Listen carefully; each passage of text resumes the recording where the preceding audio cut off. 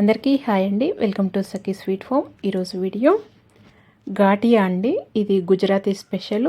ఇది స్నాక్ లాగా చేసి పెడితే చాలా బాగుంటుంది. పిల్లలు అయితే చాలా ఇష్టంగా తింటారు. స్వీట్ షాప్లలో అమ్ముతారు చూడండి, మెత్తగా ఉంటుంది అదండి. ఈ కొలతలతో ఈ టిప్స్ ఫాలో అవుతూ చేయండి, ఎవరైనా పర్ఫెక్ట్గా చేయగలుగుతారు. ముందుగా ఇక్కడ నేను ఒక మిక్సీ జార్ తీసుకొని అరకప్పు నూనె వేసుకుంటున్నానండి. నేను సన్ఫ్లవర్ నూనె వాడుతున్నాను. ఇక్కడ ఏ ఫ్లేవర్ లేని నూనె వాడుకోవాలి. ఇప్పుడు అరకప్పు నీళ్లు వేసుకోవాలి. రెండు సమానంగా వేసుకొని ఇలా బ్లెండ్ చేసుకోవాలి. మొత్తం కలర్ ఇలా వైట్గా అవ్వాలండి, అంతవరకు ఇలా బ్లెండ్ చేసుకోవాలి. ఇలా మిక్సీ పట్టుకొని పక్కన పెట్టుకున్న తర్వాత ఒక గిన్నెలో 2 కప్పుల శనగపిండి వేసుకోవాలి. ఇప్పుడు దీంట్లో ఒక 1 టీ స్పూన్ మిరియాల పొడి వేసుకోవాలి. ఒక 2 టీ స్పూన్ల వరకు వాము వేసుకోవాలి. వాము దీంట్లో కొద్దిగా ఎక్కువ వేసుకుంటేనే టేస్ట్ బాగుంటుంది. ఇప్పుడు దీంట్లో రుచికి తగినంత ఉప్పు వేసుకోవాలి. ఉప్పు తక్కువనే పడుతుందండి. దీంట్లో ఒక 1 టీ స్పూన్ వేసాను. ముందుగా ఈ పొడిపిండినంతా కలుపుకోవాలి. ఇలా కలుపుకున్న తర్వాత దీంట్లో ఒక 1/2 టీ స్పూను తినే సోడా వేసుకోవాలి. ఈ తినే సోడా మనము నూనె నీళ్ళు 2 మిక్సీ పట్టాం కదండి, దాంట్లో వేసైనా మిక్సీ పట్టుకోవచ్చు. నేను ఈ పొడి పిండిలో వేసి ఇలా అంతా కలుపుకున్న తర్వాత మనం ఇలా మిక్సీ పట్టుకున్నది వేసుకొని కలుపుకోవాలి.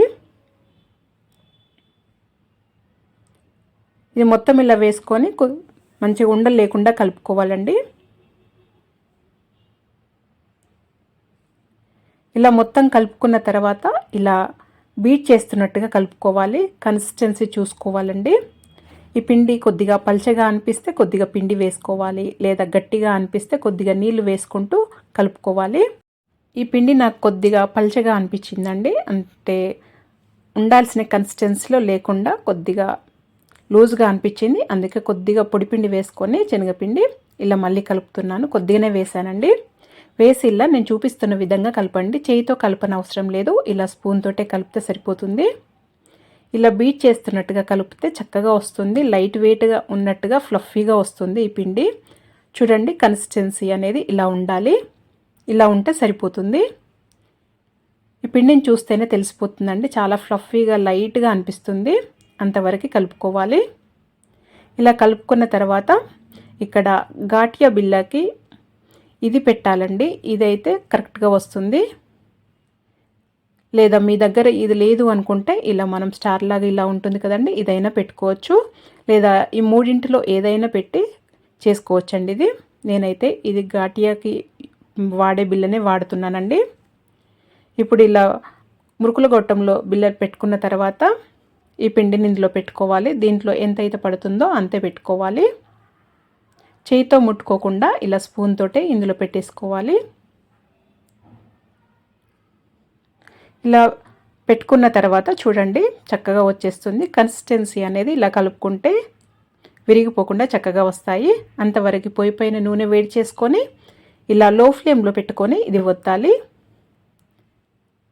ఈ ఘాటియా ఇలా ఒత్తిన తర్వాత మీడియం ఫ్లేమ్లో కాల్చుకోవాలండి. ఇది తొందరగానే కాలుతుంది. మనం మురుకుల్లాగా అలా టైం తీసుకోదు, చాలా తొందరగా కాలిపోతుంది. ఒకవైపు కాలిన తర్వాత ఇంకొక వైపు తిప్పుకోవాలి. ఇంకొక వైపు కూడా ఫ్రై చేసుకొని తీసేసుకోవటమే. చాలా తొందరగా ఫ్రై అయిపోతుందండి ఇది. చూడండి, ఎక్కువ కలర్ రానవసరం లేదు. ఇది ఫ్రై అయిందని ఈజీగా తెలిసిపోతుంది. ఇలా బబుల్స్ వచ్చేది ఆగిపోయినప్పుడు ఫ్రై అయినట్టు లెక్క అండి. తొందరగానే ఫ్రై అయిపోతుంది. అన్ని ఇలా ఫ్రై చేసుకొని తీసి చల్లారిన తర్వాత స్టోర్ చేసి పెట్టేసుకోవటమే. ఇది చాలా అంటే చాలా బాగుంటుంది. నోట్లో వేస్తే ఇట్టే కరిగిపోతుందండి. చూడండి ఎంత మెత్తగా ఉందో. పిల్లలైతే చాలా ఇష్టంగా తింటారు. ఎక్కువ రోజులు నిల్వ ఉంటుంది. ఈ కొలతలతో ఈ టిప్స్ ఫాలో అవుతూ చేయండి, ఎవరైనా పర్ఫెక్ట్గా చేయగలుగుతారు. మరి మీకు కనుక ఈ వీడియో నచ్చినట్టయితే లైక్ చేయండి, షేర్ చేయండి, సబ్స్క్రైబ్ చేసుకోండి. Thank you for watching.